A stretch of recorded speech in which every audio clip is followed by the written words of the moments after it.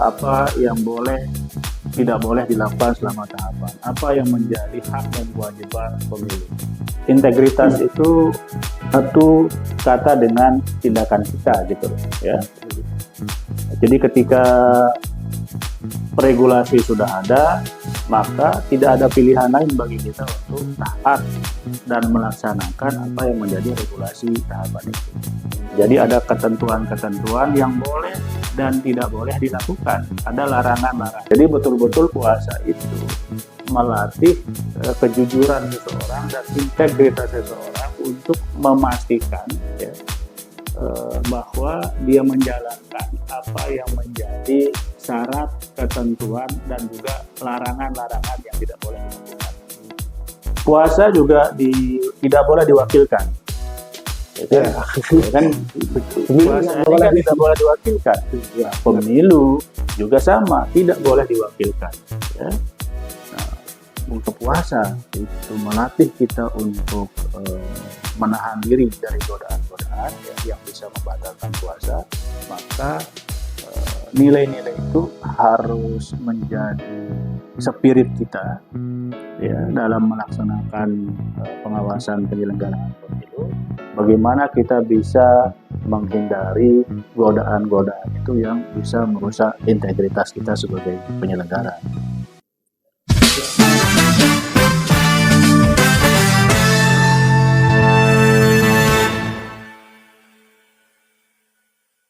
Assalamualaikum warahmatullahi wabarakatuh. Kembali lagi bersama kami di podcast Bawaslu. Saya Badrun selaku host pada podcast kali ini di episode pertama di bulan suci Ramadan. Adapun dalam program podcast Bawaslu, kita akan mengangkat satu tema, yaitu bagaimana menguatkan integritas pemilu dalam spirit Ramadan. Telah hadir bersama kita semua Bapak Ketua Bawaslu Provinsi Nusa Tenggara Barat, Bapak Iteratif STMT. Assalamualaikum Pak Ketua. Waalaikumsalam warahmatullahi wabarakatuh. Terima kasih atas hadir di podcast kali ini dan mudah-mudahan puasa lancar Pak Ketua ya. Amin amin. Harus itu.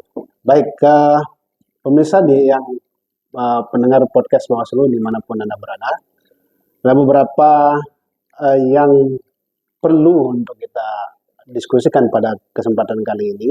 Sebagai pembuka, mungkin Pak Ketua bisa menjelaskan kepada kami semua apa saja kegiatan Bawaslu, terutama ketika dalam masa non-tahapan, terlebih di bulan suci Ramadan ini. Silakan Pak Ketua. Ya, Assalamualaikum warahmatullahi wabarakatuh. Waalaikumsalam warahmatullahi wabarakatuh. Di podcast Bawaslu ya Provinsi Nusa Tenggara Barat, saya kira penting bagi saya untuk menyampaikan beberapa kegiatan atau program kerja yang dilaksanakan oleh Bawaslu Provinsi selama non-tahapan pemilu ataupun pilkada. Nah, ada dua isu ya yang menjadi prioritas kami ya selama non-tahapan ini. Yang pertama itu adalah isu internal. Ya. Nah, isu internal ini terkait dengan ya penguatan SDM di internal Bawaslu Provinsi maupun Bawaslu Kabupaten Kota. Nah, kegiatan konsolidasi internal penguatan SDM Bawaslu Provinsi dan Kabupaten Kota ini penting untuk melakukan evaluasi secara menyeluruh terhadap kerja-kerja dan kinerja yang dilakukan oleh jajaran selama tahapan penyelenggaraan pemilu maupun pilkada yang berlangsung di 2024 kemarin. Nah, evaluasi ini penting ya untuk menemukan apa yang menjadi kekurangan ataupun kelemahan-kelemahan kita.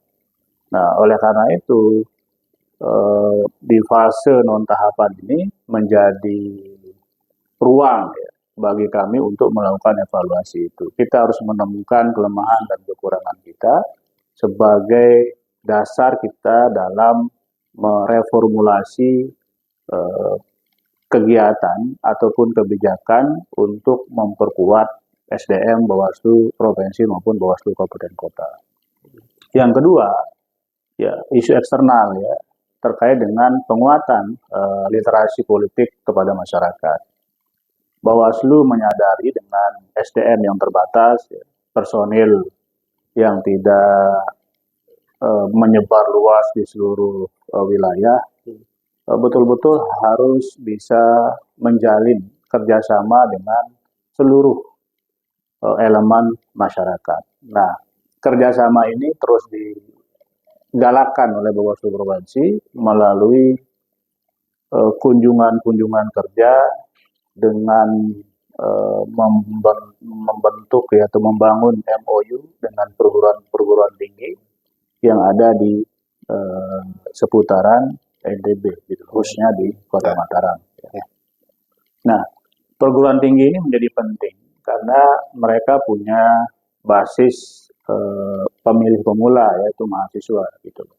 Nah, mahasiswa ini punya peran penting untuk menjadi garda terdepan bagi jajaran kami di Bawaslu, ya, untuk bermitra dalam melakukan pengawasan tahapan penyelenggaraan. Nah, kesadaran inilah yang harus dibangun mulai dari sekarang.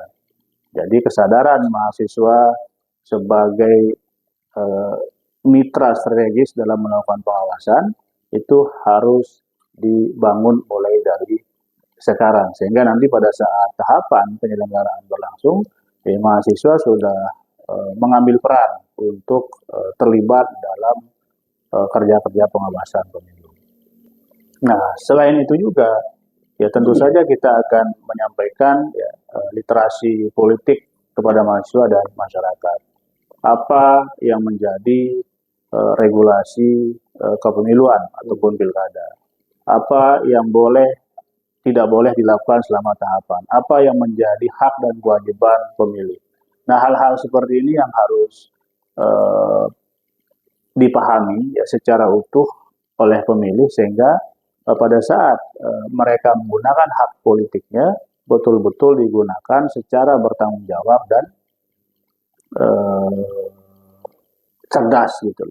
Karena sekali lagi, apapun yang mereka putuskan, siapapun yang mereka pilih, itu sangat menentukan ke arah pembangunan ataupun kebijakan yang dikeluarkan oleh pemerintah. Berarti lebih kepada pendidikan demokrasi Ya. atau politik ke masyarakat. Iya, betul. Jadi konsolidasi kita juga dengan kelompok-kelompok masyarakat, ya.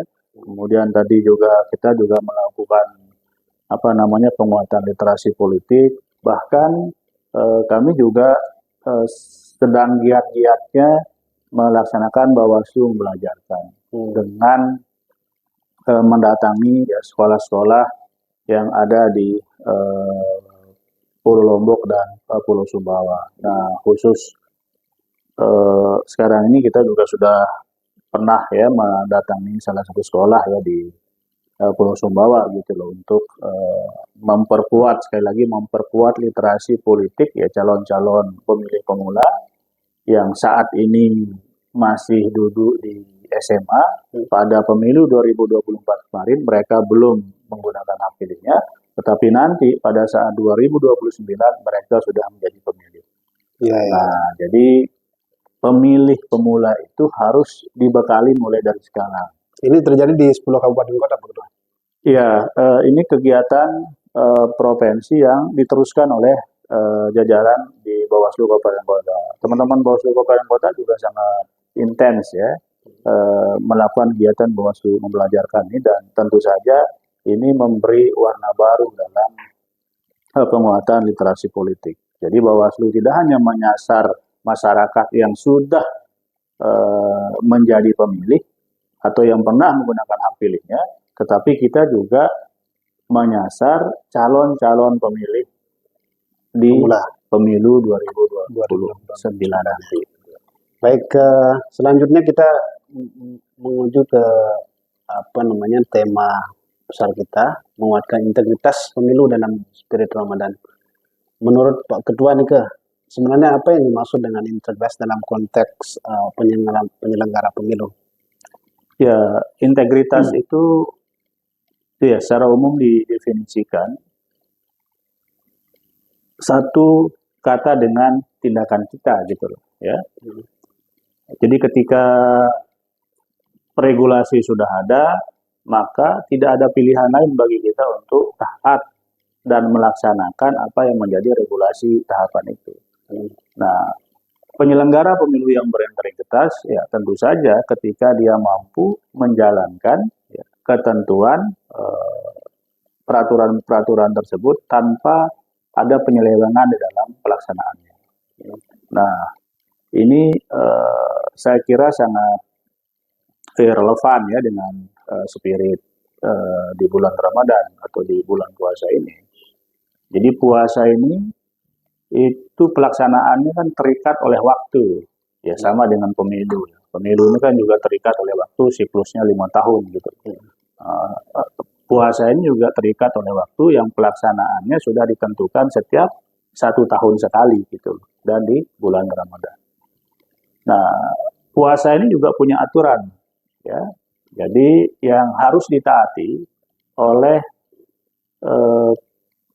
umat yang melaksanakannya, ya, oleh kaum muslimin yang melaksanakan ibadah puasa.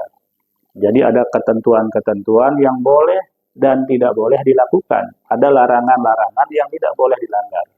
Nah, sama juga dengan pemilu. Ada ketentuan, ada aturan-aturan yang wajib dilaksanakan dan ada larangan-larangan yang tidak boleh kita laksanakan. Nah, sehingga ini menguji jadi integritas kita untuk melaksanakan larangan atau memastikan bahwa larangan-larangan itu tidak dilaksanakan oleh penyelenggara. Karena kalau di bulan puasa, saya kira jelas ya, begitu ada larangan yang kita langgar, maka otomatis ibadah puasa kita itu batal. Jadi secara kualitas kita sudah gugur melaksanakan itu. Nah, kalau kacamata kualitatif ini digunakan juga untuk memotret pelaksanaan pemilu, ya semestinya ketika ada aturan-aturan yang kita langgar, maka secara otomatis ya kan kualitas penyelenggaraan itu pasti berkurang. Nah, oleh karena itu penting sekali bagi kita untuk memastikan setiap aturan, ya, larangan atau yang harus dilaksanakan itu betul-betul dilaksanakan oleh penyelenggara pemilu, peserta pemilu maupun masyarakat, sehingga hasilnya atau proses yang kita lakukan itu betul-betul punya kualitas yang sesuai dengan kita harapkan bersama. Nah, puasa juga mengajarkan tentang kejujuran, ya. Jadi setiap orang yang berpuasa itu betul-betul yang dilatih itu adalah kejujurannya. Karena puasa ini ibadah yang boleh kita bilang itu kan ibadah yang tidak tampak gitu loh. Ya, beda dengan sholat, beda dengan haji. Gitu loh. Kan praktek sholat, praktek haji itu kan nampak dia, tampak. Nah, sementara puasa itu apa ketentuannya itu kan yang tidak tampak. Lebih ke personal. Ya, yang tidak tampak kan, yang tidak tampak itu misalnya, ya orang misalnya bisa saja mengatakan dirinya puasa, tapi ternyata dia makan di dalam rumahnya dan seterusnya. Jadi betul-betul puasa itu melatih kejujuran seseorang dan integritas seseorang untuk memastikan ya bahwa dia menjalankan apa yang menjadi syarat, ketentuan, dan juga larangan-larangan yang tidak boleh dilakukan. Nah, pilkada juga, pilkada ini juga seperti itu. Jadi yang dibutuhkan itu adalah kejujuran dari seluruh pihak, baik itu penyelenggara pemilu, peserta pemilu, maupun masyarakat. Apakah dalam pelaksanaan penyelenggaraan pemilu maupun pilkada, kita sudah menerapkan prinsip kejujuran atau tidak, gitu ya? Atau justru kita malah melegalkan hal-hal yang dilarang, ya, yang sebenarnya itu bisa membatalkan kualitas dari pelaksanaan pemilu itu sendiri, gitu. Ya. Puasa juga tidak boleh diwakilkan, ya kan? Ya kan? Puasa ini kan tidak boleh diwakilkan. Ya, pemilu juga sama, tidak boleh diwakilkan. Ya. Nah, mungkin kalau ibadah sunat atau apa itu kan ada yang boleh diwakilkan atau tidak boleh diwakilkan. Makanya kalau puasa itu sekali lagi ibadah yang terikat oleh waktu dan tidak boleh diwakilkan. Ya, ya. Nah, pemilu juga itu prosesi kita berdemokrasi yang terikat oleh waktunya dan tidak boleh diwakilkan. Dan kedua-duanya ini menuntutkan kejujuran bagi pelaku-pelakunya. Jujur dalam menjalankan aturan mainnya, ya, dan terjaga kerahasiaannya. Gitu. Jadi puasa ini sekali lagi dalam banyak versi, ya, dinilai sebagai salah satu instrumen yang dianggap paling mujarab ya untuk melatih integritas seseorang. Karena sekali lagi puasa itu adalah rahasia kita dengan Tuhan kita gitu loh. Hari ini misalnya kita bertemu, kita ditanya dalam apakah puasa atau tidak, ya bisa saja kita mengatakan bahwa kita puasa, tetapi sebenarnya kita pada prakteknya tidak puasa.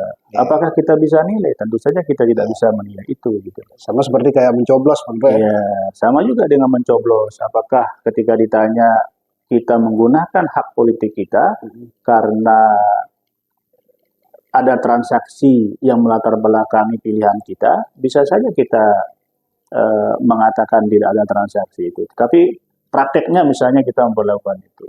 Ya, nah, hal-hal seperti ini adalah ya ujian kita dalam melaksanakan memperjuangkan atau menjaga integritas kita. Ya, jadi menurut saya spirit Ramadan ini, spirit kita berpuasa ini harus menjadi spirit kita berbangsa dan bernegara, ya, spirit kita berkehidupan sosial, tidak hanya terikat dalam ruang lingkup pemilu ataupun pilkada gitu. Saya kira gitu. Baik, kita menuju ke salah satu tema yang saya pikir juga penting untuk kita diskusikan terkait dengan apatis dari generasi muda Pak Ketua ini. Kalau melihat dari refleksi Ramadan yang seperti yang Bang bilang tadi, ada kejujuran dan lain sebagainya, barangkali apa pesan yang penting untuk generasi muda kita, baik melihat konteks pemiluan atau terkaitannya dengan nilai-nilai Ramadan itu terhadap pengawasan yang dilakukan nantinya di tahapan pemilu maupun tahapan pemilu. Ya, generasi muda ya sekarang ini kan semakin kritis gitu loh. Ya. Semakin realistis gitu. Jadi imajinasi mereka itu terbangun dari puzzle-puzzle kehidupan yang tampak dan bisa mereka pelajari. Nah, sikap apatis itu ya didorong atau lahir dari puzzle-puzzle tadi. Seperti apa bentuknya? Oh, ketika ada pilkada atau pemilu misalnya, sudah menghasilkan kepala daerah, sudah menghasilkan anggota legislatif, tapi dalam prakteknya tidak sesuai dengan apa yang seharusnya, apa yang mereka bayangkan. Nah, imajinasi mereka itu mengatakan bahwa pemilu ternyata tidak melahirkan pemimpin seperti apa yang mereka gambarkan, gitu loh. Pilkada tidak melahirkan kepala daerah seperti yang tidak mereka bayangkan, karena faktanya kepala daerah atau anggota legislatif misalnya yang mereka harapkan bisa menjadi juru bicara mereka, bisa memperjuangkan hak-hak mereka, tidak berjalan seperti apa yang mereka imajinasikan. Nah, ketika anak-anak muda atau generasi-generasi muda ini berpikir seperti itu, memang butuh semangat untuk merubah cara pandang mereka tentang pentingnya pemilu, gitu.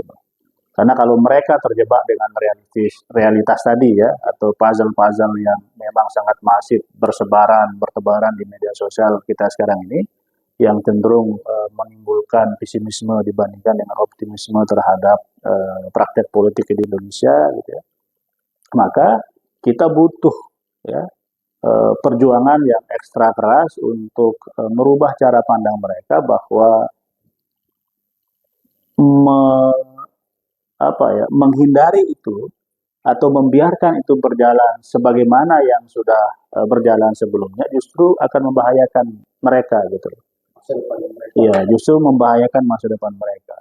Karena tidak ada satupun kebijakan kita berbangsa dan bernegara ini yang tidak lahir dari proses politik. Jadi siapapun pimpinan kita itu lahir dari proses politik, maka apapun kebijakan yang mereka lakukan tentu saja berdampak, berimplikasi terhadap masyarakat secara umum gitu, masyarakat secara menyeluruh.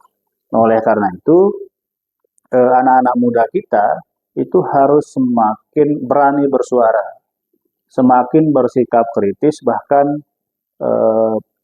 menjadi pengawas dalam setiap tahapan-tahapan penyelenggaraan seperti itu.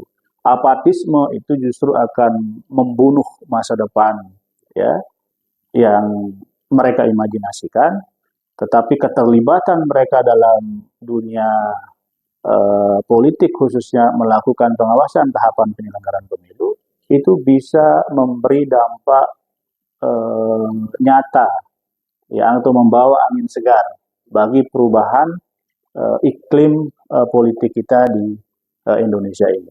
Apalagi kalau misalnya anak-anak muda ini berani menentang, menolak, bahkan kita mengajak mereka untuk melaporkan ketika ada praktek-praktek penyimpangan ya yang dilakukan oleh peserta pemilu ataupun masyarakat.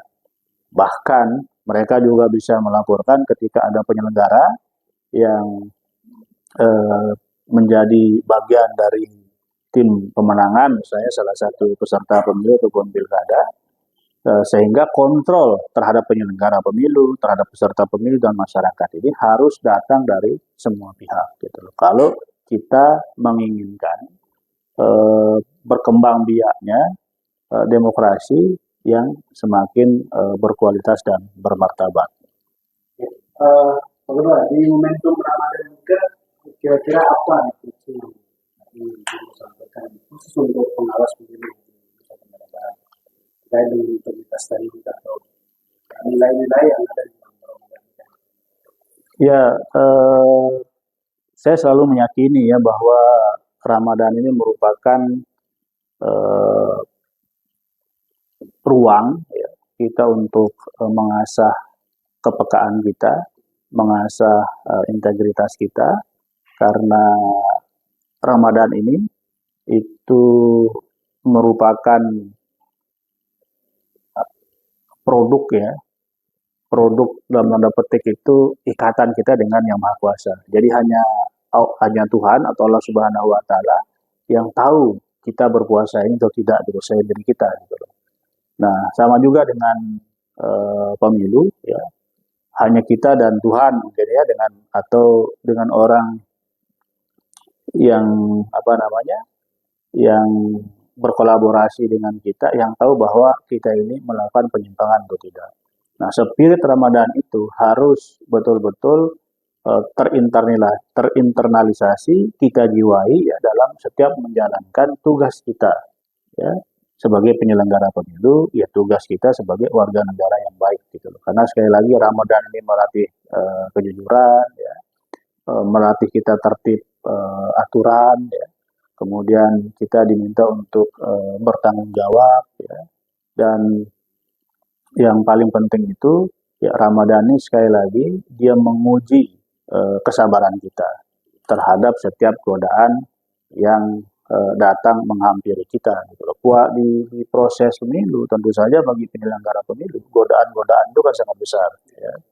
Nah, godaan-godaan itu sangat besar. Ya.